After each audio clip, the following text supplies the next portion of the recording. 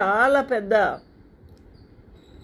దేవుని యొక్క చిత్తమును జరిగించబోతూ ఉన్న మోషేకు ఆయన శరీరం దొరకకుండా చూడాలి అని ప్రయత్నం చేశాడు అపవాది అయిన సాతాను. యూదా పత్రికలో మనం చూడవచ్చు. యూదా 1వ అధ్యాయము 9వ వచనము. అయితే ప్రధాన దూత అయిన మిఖాయేలు అపవాదితో వాదించుచు మోషే యొక్క శరీరమును గూర్చి తర్కించినప్పుడు దూషించి తీర్పు తీర్చా తెగింపలేదు. ఎందుకనంటే వాడు కూడా దూత. ఆ యొక్క అపవాది కార్యములు అడ్డుకొనుట కానీ దూషించుట తన పని కాదు అని తర్కించినప్పుడు దూషించి తీర్పు తీర్చా తెగింపలేదు.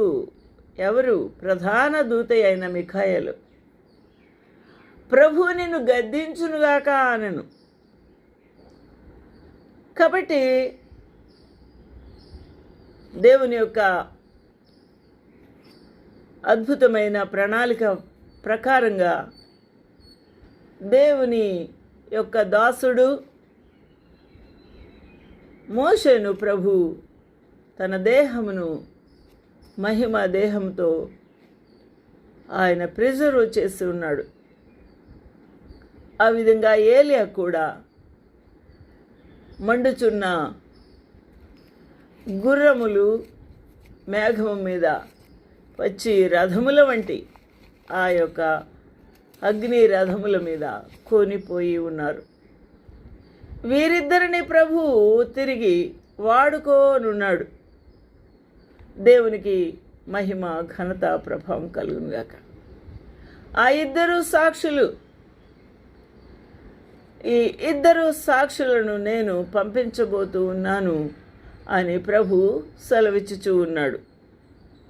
దేవునికి మహిమ ఘనత ప్రభావం కలుగునుగాక. ఇద్దరు సాక్షులు వారు చేయబోతున్న పని ఏంటి? వారు ఎందువలన పంపబడ్డారు? వారు ఎంతకాలము దేవుని యొక్క అద్భుతమైన ప్రవచనము చెప్పి అనేకులు ప్రభు వైపు తిప్పుటకు ప్రయత్నం చేస్తున్నారు అనే సత్యాన్ని మనము ఇంకా ముందుకు ధ్యానం చేద్దాం. ప్రభు మనకు సహాయము చేయునుగాక. ఆమేన్.